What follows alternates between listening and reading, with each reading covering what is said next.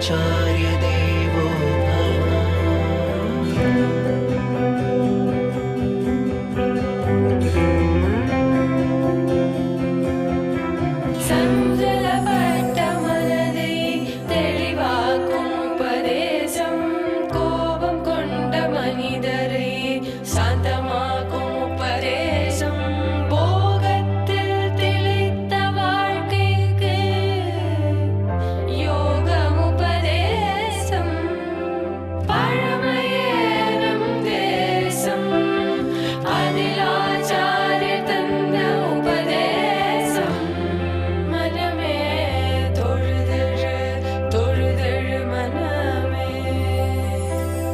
मातृदेवो भव पितृदेवो भव आचार्य देवो भव.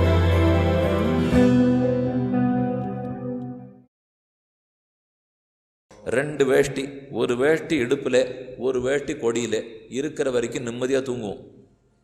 மூணாவது வேஷ்டி வீட்டுக்கு வந்தது அப்போலேருந்து வம்ப ஆரம்பிக்க போகிறதுன்னு அர்த்தம். ரெண்டே ரெண்டு இருந்ததுன்னா யாரும் கேட்க முடியாது இல்லையோ, சுவாமி நாளைக்கு குடித்திக்கணும், தொடச்சி கொட்டு நாளைக்கு துவச்சாகணும், அதுக்காக இதுக்கு மேலே எங்கிட்ட கேட்குறதுக்கு ஒன்றுமில்லை, நான் கொடுக்குறதுக்கு ஒன்றுமில்லை. அதே ஒரு 10 வேஷ்டி வீட்டில் வச்சுருந்தோன்னு வச்சுக்கோ, ஒருத்தர் வர்றார் எனக்கு ஒரு வேஷ்டி தானம் பண்ணுன்னுவோம், அப்படி தேட போவோம், சரி ஒருத்தர் கொடுப்போம், பார்த்துட்டே போகிறச்சே நல்ல வேஷ்டியாக இருக்கும் ஒன்று. அந்த வேஷ்டி வந்தோடனே இதை கொடுக்கலாமான்னு தோணும், இது நல்லதாக இருக்குதுன்னு நாம் உடுத்திப்போம். அவருக்குன்னு பார்த்து இன்னும் கொஞ்சம் சுமாராக இருக்கிறத கொடுக்க போவோமோ இல்லையோ, கொடுக்க போன உடனே சாஸ்திரம் கை பிடிச்சிட்டு நல்லத்தை கொடுத்து விட்டு சுமாரை வைத்து கொண்டால் அது தானம், நல்லத்தை வைத்து கொண்டு சுமாரை கொடுத்து விட்டால் அது தானமே இல்லை, அதர்மம். ஒரு ரிஷி எழுதி வச்சுருவார். எழுதி வச்சதை நான் படிக்கவே இல்லை. அது இப்போ படிக்காமல் வேணும்னு பார்க்கறச்சேவே என் மனசு நல்லதுக்கிட்ட போனால் அதை எடுத்து ஜாக்கிரதையாக உள்ளே வச்சுட்டு சுமாராக இருக்கிறத எடுத்து கொடுத்துட்டேன். இப்போ வெத்தலை பாக்கு கடையில் வெத்தலை வாங்க போனால் போட்டுக்கிறதுக்காக வச்சு கொடுக்கறதுக்காங்கிறான். போட்டுக்கிறதா இருந்தால் கவளி 25, வச்சு கொடுக்குறதா இருந்தால் கவளி 15 போகிறோம், அவ்வளோதான்.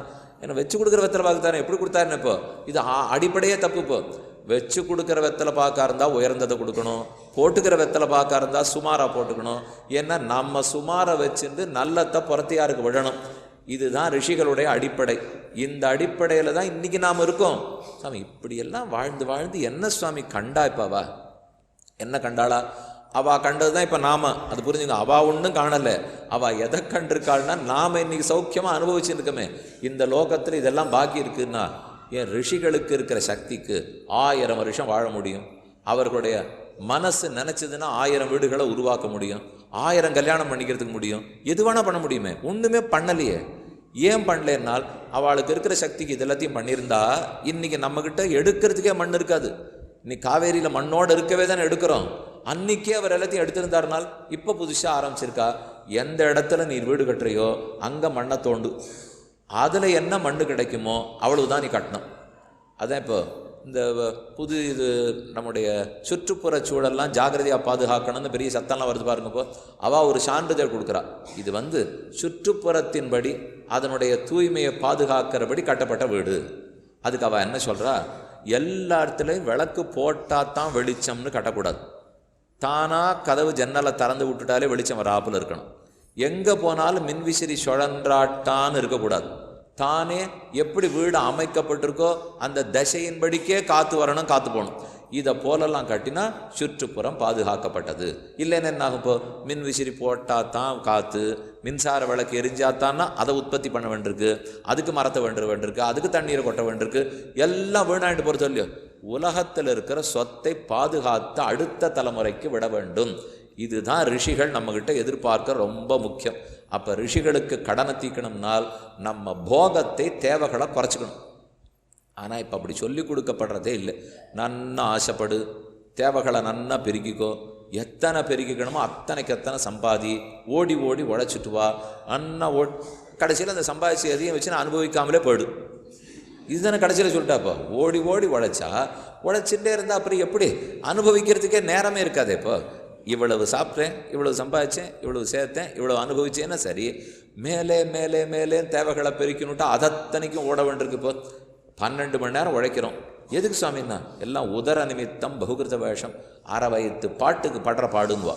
நிஜமாக சொல்லுங்க, அறவயத்து பாட்டுக்கா இந்த பாடு படுறோம்? அறவயத்து பாட்டுக்கு தேவை அரையாழாக்கு. அரை அழாக்கு சாதம் இருந்ததுன்னா தாராளமாக அரை வயிறு சாப்பிட்டுடலாம். கடைசியில் இத்தனை உழைப்பும் உழைச்சிட்டு வைத்தியரிடத்துல போனால் அவர் என்ன தெரியுமா எழுதி கொடுக்குறார்? அதிகமாக போச்சு சாப்பாடு, அதனால் இதெல்லாம் உனக்கு செப்ட் வராது. இப்போ மாடு தவிடு சாப்பிட்டு ஆரோக்கியமாக இருக்குது, நீயும் தவிடு சாப்பிட்டு திருப்தியாக இருப்பேன்னுடுறார். சாமி கடைசியில் அரை வயிற்று கஞ்சி கூட இல்லை, தவிடாக எடுத்துக்கோ. ஆனால் இதுக்கு நான் ஓடினது கார்த்தால 8லேருந்து ராத்திரி 8. கடைசியில் எங்கே போய் விழுந்துட்டோம்? இப்போ நமக்குன்னு நல்லத்தில் ஆரம்பிச்சுட்டு நமக்கே தீமையில கொண்டு போய் விட்டுட்டோமோ இல்லையோ. இது ரிஷிகளின் விருப்பம் அல்ல. நம்முடைய தேவைகளை குறைச்சிக்கணும். யார் ஒருத்தர் வாழ்க்கையில் ரொம்ப நல்லா வெற்றி கண்டவர் சுவாமின்வா. வாழ்க்கையில் வெற்றின்னா என்ன தெரியுமோ? நாம் நினச்சிருக்கிற வெற்றி எத்தனை ஆசைப்பட்டிருக்கோமோ தேவைகள் இருக்கோ அந்த தேவைகளெல்லாம் நிறைவேற்றின்னு இருந்தால் வாழ்க்கையில் வெற்றின்னு நினச்சிக்கிறோம். அது வெற்றி ஆகாது. என்ன தேவைகள் வளர வளர அதை நிறைவேற்றதுங்கிறது இயலாதது, பண்ணவே முடியாது. எத்தனையோ தேவை, எனக்கு இந்த ஆசை முடிஞ்சுன்னா அது வேணும்னு, அது முடிஞ்சுன்னா இது வேணும்னுவேன். அது இல்லை. இப்போ தேவைகளை குறைச்சிக்கிறவன் தான் வெற்றி பெற்றான்னு அர்த்தம். தேவைகளை பெருக்கி கொண்டு அந்த தேவைகள் எல்லாத்தையும் பூர்த்தி பண்ணிக்கிறவன் வெற்றிகரமாக வாழ்ந்தவன் இல்லை. எனக்கு தேவையே இல்லையே சுவாமி, வேண்டாமே, இப்போ இங்கே படுத்துப்பீரா படுத்துக்கிறேன், அங்கே படுத்துப்பீரா படுத்துக்கிறேன். நமக்கு அந்த மாதிரிலாம் முடியாது. அது என்னவோ ஏதோ நம்ம வீட்டில் போய் நம்ம படுக்கையில் படுத்துட்டா தான் எனக்கு தூக்கம் வரும் சுவாமி. ஏன் இங்கே படுத்துட்டா தூக்கம் வராதா? அப்போ வரமாட்டேங்கிறது புரண்டு படுத்துக்கிறாருன்னு வேலை செய்யலைன்னு அர்த்தம். நீங்கள் நாள் முழுக்க வெட்டியாக உட்காண்டிருந்தாருன்னா அப்போ புரண்டு இருந்தால் தூக்கம் வராது.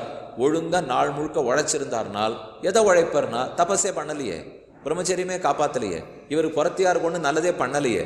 அதெல்லாத்தையும் பண்ணியிருந்தா ஒரு திருப்தி ஒரு ராத்திரி.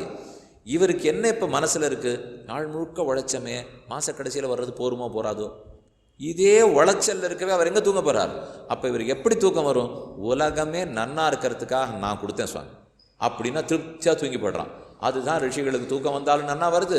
32 நாள் முழிச்சிருந்து தபஸ் பண்ணனால பண்ண முடியுது. 2 அவர்களால் ஏன் பண்ண முடியும்னா தேவை குறைவு. ஆக தேவையை சுருக்கி கொண்டு போகத்தை சுருக்கி கொண்டு தவ வாழ்க்கை வாழ்ந்து பிரம்மச்சரியத்தோடு இருந்தோம்னால், இயற்கையை ரட்சித்து கொடுத்தோம்னால் அது ரிஷிகளுக்கு நாம் கடன் தீர்ப்பதாக ஆகிறது.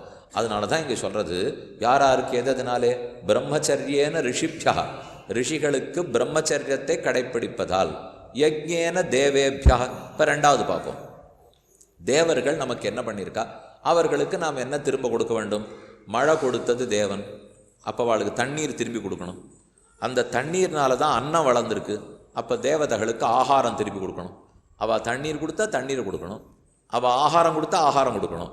எப்படி கொடுக்கலாம்னால், ஒரு ஹோமகுண்டத்தை வளர்த்து அதில் நம்ம கையில் கரண்டி வச்சுன்னு நெய் எடுத்து சேர்க்குறோம், பாலை சேர்க்குறோம், தயிரை சேர்க்குறோம், ஆகுதிகள் கொடுக்குறோம். இதெல்லாம் தான் அவள் கொடுத்த தண்ணீரை திரும்பி கொடுக்குறோன்னு அர்த்தம். அதே அவளுக்கு பிரசாதம், அன்னம், ஆகாரம், உணவுகள்லாம் படைக்கிறோம், அதுதான் அவளுக்கு ஆகாரம் கொடுக்குறோன்னு அர்த்தம். அப்போ தேவதைகளை பூஜிக்கும் போது அவர்களுக்கு கொடுத்த தண்ணீரை, உணவை திருப்பி கொடுத்து விடுகிறோம். அது ரொம்ப முக்கியம். அப்போ தேவதைகளை பூஜிக்க வேண்டும். இதை பற்றி சாஸ்திரத்தில் சொல்லும் போதே யஜ்ஞம் ஆகுதி மூலம் ஆகாரத்தை கொடுக்க வேண்டும். கண்ணன் கீதையில் ரொம்ப ஆச்சரியமாக ஒரு ஸ்லோகம் சொல்கிறார். தேவான் பாவயத்தானேன தே தேவான் பாவயந்து வஹ பரஸ்பரம் பாவயந்தா ஸ்ரேய பரம் அவாப்ஸ்யதன்னு ஸ்லோகம்.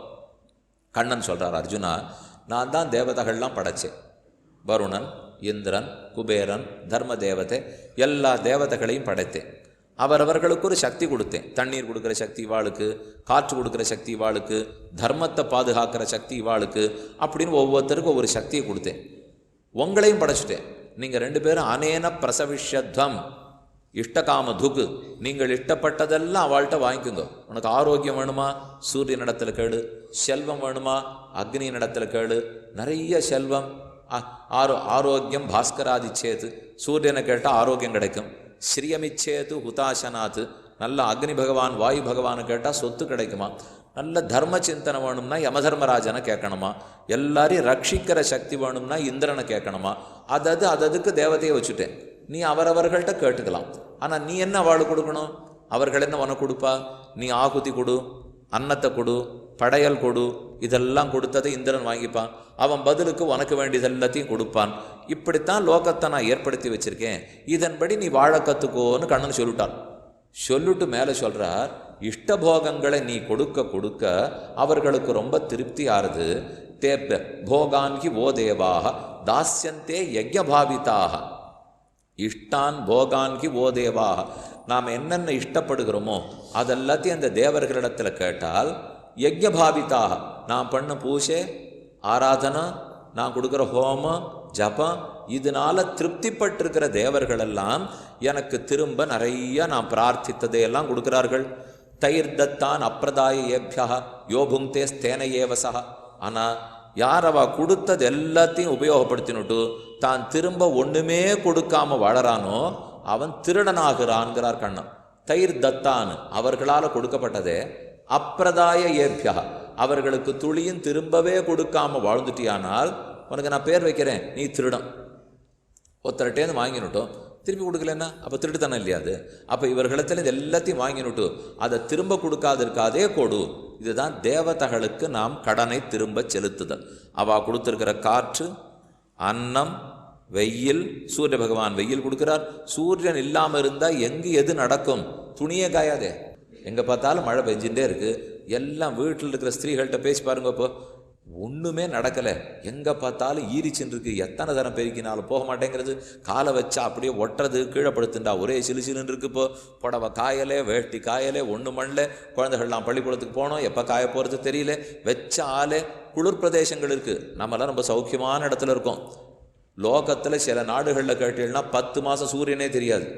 இப்போ ஐரோப்பிய தேசத்து பக்கம் வடக்க போனீங்கன்னா சூரியனே வராது. 10 மாதம் 2 மாதம் வரும். நம்ம கேட்டால் சாமி நாங்கள் ரொம்ப வெயிலில் பட்டுருக்கோம், அந்த மாதிரி நாட்டுக்கு போனால் தேவையில்லைன்னுவா. போய் இருந்து பாருங்க, பைத்தியமாக பிடிச்சிடும். என்னாகும்? கார்த்தால 10:30 மணிக்கு சூரியன் உதிப்பார், 2:30 மணிக்கு சூரிய அஸ்தமனம் ஆகிடும். மொத்தமே 4 மணி நேரம் தான் சூரிய ஒளி இருக்கும். பைத்தியம் பிடிக்கிறாப்புல இருக்கும். பளிச்சுன்னு அவர் இருந்தால் தான் நமக்கு வாழ்க்கையே ஓடுமே தவிர சட்டுன்னு. ஆனால் அவரை வச்சுட்டே இருப்போம். என்ன வெயில் என்ன வெயில். இவர் 6 ஓக்காய சொன்னாப்போ இவர் இல்லாட்டா தேவையில்லை. இப்போ மப்பு மந்தாரமாக நல்லா இருக்கும். மப்பு மந்தாரமாக இருந்தது, வாழ்க்கை மப்பு மந்தாரமாக போடும். அதுக்கப்புறம் நம்மளால் ஒரு காரியம் பார்க்கவே முடியாது. இப்போ அப்போ துணியோ துவைக்கிறதோ எதுவாக இருந்தாலும் சூரியன் இருக்கணும் இல்லையோ. அப்போ அவருக்கு ஆகுதி கொடுக்க வேண்டும். எப்படி கொடுக்கலாம்னால் அக்னௌ பிராஸ்தாகுதி சமயக் ஆதித்யம் உபதிஷ்டதே ஆதித்யாது ஜாயத்தே விருஷ்டிகி. அது ரொம்ப ஆச்சரியமாக உபனிஷத்து சொல்கிறது. நான் எப்போ ஆகுதி கொடுத்தாலும் இந்த ஆகுதி சூரியனை சென்று அடைகிறது. நான் நெய் கொடுத்தாலும் சரி, தயிர் கொடுத்தாலும், பால் கொடுத்தாலும் ஆகுதி புரோடாச அன்னம் அது அத்தனையும் சூரியன் அடைந்து சூரியனிடத்திலிருந்து தான் மழை பெய்யறதுங்கிறது. மழையே பெய்யாட்டா எனக்கு ஏது வாழ்க்கை சொல்லுங்கப்போ. இதனால தான் கண்ணன் தைர்தத்தான் அப்பிரதாய ஏபியா யோபுங்கே ஸ்தேன ஏவசா.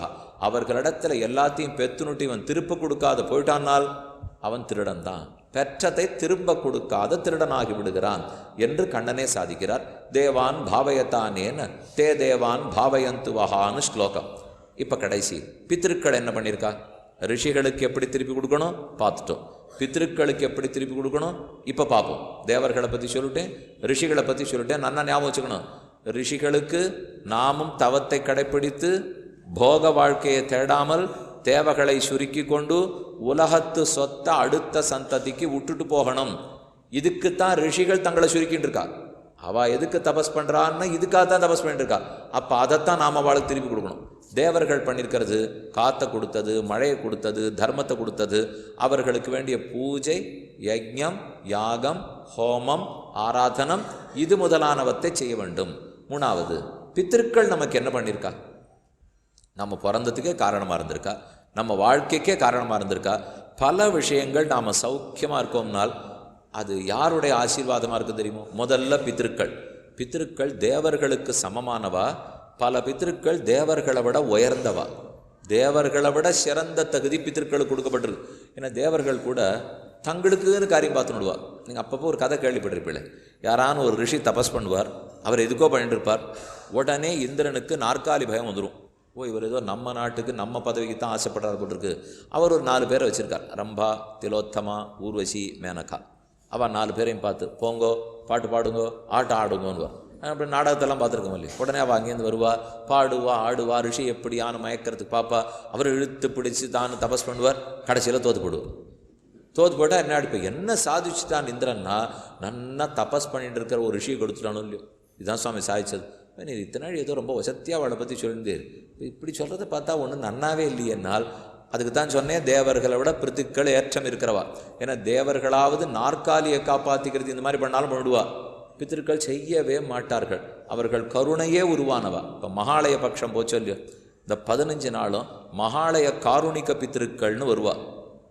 அவர்களுக்காகத்தான் தனியாக தர்ப்பணம், தனியாக ஆகுதி எல்லாம் கொடுத்துட்டுருக்கோம். இப்போ ஏன்னா அவள் சொல்கிறச்சவே சங்கல்பத்திலேயே காருணிக பித்திருன்னு தான் சொல்லுவாள். அவள் ரொம்ப கருணையே உருவானவாளாம். அந்த பட்சத்தில் அவள் நமக்கு நிறைய கருணையை பொழியறா. அதுக்காக அவர்களை குறித்து அந்த தர்ப்பணம் கொடுக்கணும்னு சொல்லப்பட்டிருக்கு. இது இப்போ தை அமாவாசைன்னா சில இடத்துக்கு போகிறோம், மாசி அமாவாசை சில இடத்துக்கு போவோம், ஆடி அமாவாசை சில இடத்துக்கு போவோம், சேத்து ஸ்நானம் அமாவாசை அன்றைக்கி ரொம்ப வசதி இல்லையோ, சேத்துக்கரை, திருப்புல்லாணிக்கரை, ராமேஸ்வர கரைக்கு போவோம், ஒரே கூட்டமாக இருக்கும். இன்னென்ன நாள் இன்னென்ன அமாவாசையில் கூட்டம்னா பித்திருக்கள் எல்லாம் திருப்தியாக அங்கே வரான்னு அர்த்தம். அப்போ அவர்களுக்கு பிண்டம், எள்ளு, தானம், யஜ்யம் பண்ணோம்னா அவள் திருப்திப்படுறா. அப்போ நான் வாழறதுக்கு இந்த பிறவி எடுக்கிறதுக்கே காரணமாக இருந்தது தாத்தா, எழுத்தாத்தா, கொள்தாத்தா, முத்தாத்தா. அவள் பித்ருலோகத்தில் இருக்கா. அவர்களுக்கு எப்படி நான் திருப்பி செய்யணும்னால் ஒரே வழி, ஆண்டுதோறும் ஸ்ராத்தம், மாசந்தோறும் அமாவாசை, தினப்படிக்கு செய்ய வேண்டியது சிலது இருக்குது. பித்திருக்களுக்குன்னு தினமும் சிலது செய்யணும். என்னன்னு சொல்கிறேன், தினமும் செய்யணும், மாதத்துக்கு ஒரு தடவை செய்யணும், வருஷத்துக்கு ஒரு தடவை செய்ய வேண்டும்.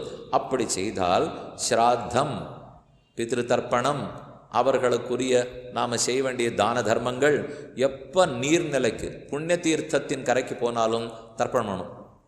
நம்மெல்லாம் வெறுமை போகிறோம், குளிச்சுட்டு வந்துடுறோம். ஒரு யாத்திரைக்கு போகணும், கோதாவரி கரையில் இருக்கோன்னு வச்சுங்க, பித்திருக்கரை நினச்சின்னு தர்ப்பணம் பண்ணணும். அங்கே எள்ளும் தண்ணீர் கொடுக்கணும். 6-2 பேர் அங்கே இருக்கிற வாளுக்கு, விப்பரர்கள், வேதம் தெரிஞ்ச வாளுக்கு 2 தானம் கொடுக்கணும். கொடுத்தா பித்திருக்கள் உடனே திருப்திப்படுறாங்கிறோம். அந்த பித்திருக்களுக்குன்னு சில தினங்கள் இருக்குது. பகல் பொழுது 11 மணியிலேருந்து 1 மணிக்குள் பித்திருக்களுக்குன்னு இருக்கிற நேரம். மனுஷர்களுக்கு நேரம் விடியற்காலை பொழுது, பித்திருக்களுக்கு அதுக்கு அப்புறம் அடுத்த நேரம் தேவர்களுக்கு நேரம். இப்போது கார்த்தால நம்ம 4 மணியிலேருந்து 6:30-7 மணி வரைக்கும் மனுஷர்களுக்கு நல்ல சக்தி இருக்கிற நேரம். 7 மணியிலேருந்து 10 மணி வரைக்கும் தேவர்களுக்கு சக்தி இருக்கிற நேரம். 11-11:30 மணியிலேருந்து 1:30 மணி வரைக்கும் பித்திருக்களுக்கு சக்தி இருக்கிற நேரம். அப்படியே மாலை பொழுது வந்தால் 4:30லேருந்து 6:30-7 மணி வரைக்கும் அசுரர்களுக்கு சக்தி இருக்கிற நேரம். அதுக்கப்புறம் ராத்திரி வந்துடுச்சுன்னா நடுநிசி வரைக்கும் ராட்சசர்களுக்கு சக்தி இருக்கிற நேரம். நடுநிசியிலேருந்து பூதகணங்கள், பிரேத்த கணங்களுக்கு சக்தி இருக்கிற நேரம். இப்படி தான் ஒரு நாளை பிரிச்சுக்கணும் நீங்கள். இப்போ நாம் எப்போ எழுந்திருக்கணும் அதுக்கு வருவோம். இப்போ இன்னும் இத்தனை சொன்னதெல்லாம் ரொம்ப நல்லா இருந்தது. இதுலேருந்து நாம் எப்போ படுத்துன்னு இருக்கோம், எப்போ எழுந்திருக்கோம் கொஞ்சம் யோசிச்சு பாருங்க. இப்போ இல்லை சுவாமி, நீ இது சொன்னதுலேருந்து நான் அந்த கோட்டியில் சேர விருப்பப்படலை, ஆனால் அப்போ தான் தூங்கிட்டு இருக்கேன், அப்போ தான் எழுந்துட்டுருக்கேன். இப்போ 7:30 மணி வரைக்கும் நேரமே தெரியாதே நம்ம யாருக்கும். இப்போ மனுஷர்களுக்கு 4 மணியிலேருந்து 6:30. அப்போ நான் அதை பார்த்ததே இல்லை. கார்த்தால 4லேருந்து 6:30 யாருக்கான்னு தெரியுமானால் சாயங்காலம் 4லேருந்து 6:30 வேணா தெரியும். தெரிஞ்ச அசுரன் தான். ஏன்னா அசுரர்களுக்கு தான் அந்த நேரம் சொல்லியிருக்கு. இப்போ ராத்திரி ரொம்ப நேரம் முடிச்சுட்டு எத்தோ பண்ணிட்டு இருப்போம், பேசிட்டு இருப்போம், தொலைபேசி கேட்டால். இப்போ பேத்தி வந்து இப்போ மேற்கத்தி தேசத்தில் கொடுத்துருக்கேன், அவள் நேரத்துக்கு நான் பேசிட்டு தான் படுத்தாகணும். அவள் கார்த்தாலேன்னா இங்கே ராத்திரி 12:30 மணி ஆகிடுதுன்னு பேசியிருந்தோம், ராட்சச வேலையில் பேசிகிட்டு இருக்கோன்னு அர்த்தம்.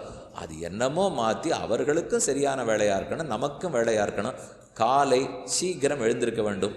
இரவு 9:30-10க்குள்ளே தூங்க போடணும். அந்த நாள்லெல்லாம் 9க்கே தூங்கப்படுவா. இது என்ன ஒரு 10ஆம் பசலித்தனமான உலகமாக இருக்குங்கிறார். இப்போ அவர்கிட்ட போய், சாமி இது தேவ நேரம், மனுஷ நேரம், அசுர நேரம், ராட்சச நேரம்னா நீ தான் ராட்சசன் விடுவார். அதனால தான் நம்ம ஒருத்தர்கிட்ட ஒன்றும் பேசவே கூடாது. நாம் தெரிஞ்சுக்கணும், நாம் நன்னா இருக்கிறதுக்கு வழி பார்த்தாகணும். இப்போ இது ஒரு நாளில் இருக்கிற நேரம். அப்போ பித்திருக்களுக்குன்னு நாம் தர்ப்பணம் பண்ண வேண்டியதோ, பித்திருக்களுக்கு கொடுக்க வேண்டிய நேரமோ, ஸ்ராத்தம் பண்ணுற நேரமோ அந்த 11லேருந்து 1. அதைத்தான் குத்தப்ப காலம்னு சொல்லுவாள். அந்த காலம் வந்ததுனாலே பித்திருக்களுடைய காலம்னு தெரிஞ்சுக்கணும். குத்தப்பான்னு சொன்னால் கூனா பூமி, தப்பான்னா தப்பிக்கிறது. பூமி சுட்டுடுமோ இல்லையா 11 மணிக்கு, அதனால தான் குத்தப்ப காலம். நம்ம ஸ்ராத்தம் பண்ணோம்னாலும் எதுனாலும் அந்த நேரம் வரணும். காலங்காத்தால் 7 மணிக்கெல்லாம் ஸ்ராத்தம் பண்ணக்கூடாது. நமக்கு இன்றைக்கி வேலைக்கு போகணுங்கிறதுக்காக சாமியை சீக்கிரம் வர சொல்லியிருக்கேன், 6:45 வந்துடுறேன்னு விட்டார். 15 நிமிஷத்தில் முடிச்சுடுறேன்னு இருக்கார். நல்ல வாத்தியார் சொல்லுவோம். இப்போ 15 நிமிஷத்தில் முடிச்சுடுறேன்னு இருக்கார். அதனால் அவராட்டம் வாத்தியாரே கிடைக்க மாட்டார்னா அவர் பண்ணிட்டு போடுவார். வாங்கிக்க வேண்டியது இவன்னா. அப்போ அவருக்கு வர போகிறது இல்லையா, இவனுக்கு நான் தப்பாக போகிறது. அந்த சமயத்துக்கு ஆரம்பிக்கவே கூடாது. தீர்த்தமாட போவதே 10-10:30 மணிக்கு தான் போகணும். ஸ்ராத்தம்னா அப்போ தான் தீர்த்தமாட போகணும். அதுக்கப்புறம் 11:30க்கு ஆரம்பிக்கணும். அது ஒருத்தர் வேடிக்கையாக சொன்னார், இது குத்தப்ப காலம்னா பூமி இல்லை, கூனா குக்ஷி வயருன்னு அர்த்தம். குத்தப்ப காலம்னா அது எரியறதோ இல்லையோ. இப்போ 11:30 மணிக்கு ஆரம்பிச்சு 3:30 மணிக்கு சாப்பிட போனான்னா வயர் எரியறது. அது வரைக்கும் அமிலம் சுரக்கிறது, கட்டமாக இருக்குது, மணி அடிக்கிறது இல்லையோ. ஓ, வயறு தப்பிக்கிற காலத்தை தான் குத்தப்ப காலம்னு சொன்னால் போல் இருக்கு. பூமி தப்பிக்கிற காலம் இல்லையான்னு தோணிப்படும். அந்த காலத்து ரிஷிகளுக்கு நாம் திருப்பி கொடுக்கணும், தேவர்களுக்கு கொடுக்கணும், பித்திருக்களுக்கு கொடுக்கணும். பித்திருக்களுக்கு தர்ப்பணாதிகள் பண்ணுறது, ஸ்ராத்தம் முதலான பண்ணுறது. ஸ்ராத்தம்ங்கிறது என்னது?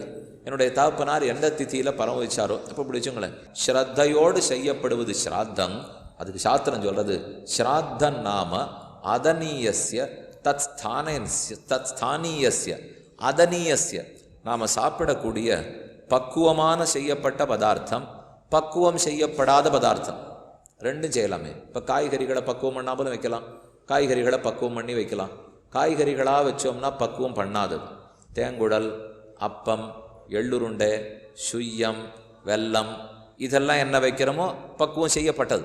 அப்போ பக்குவம் செய்யப்படாதது, பக்குவம் செய்யப்பட்டது சாப்பிடக்கூடியது.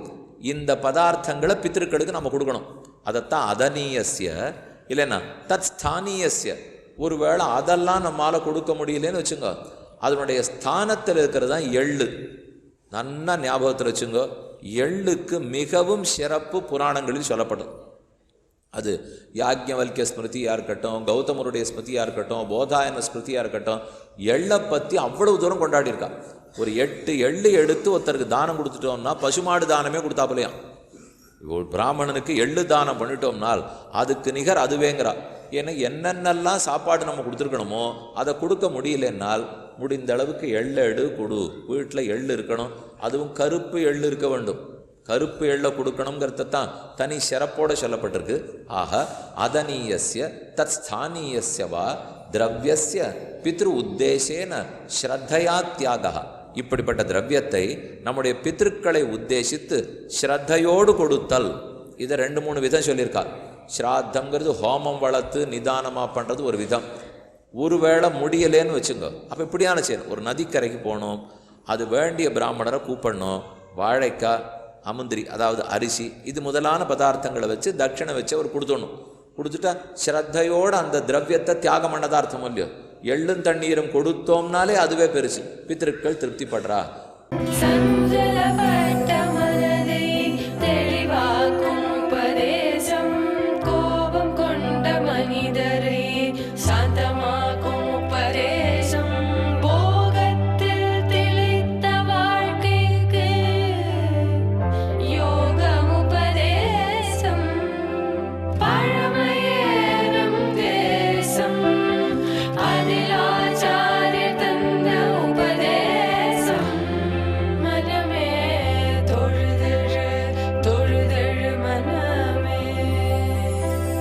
मातृदेवो भव पितृदेवो भव आचार्यदेवो भव.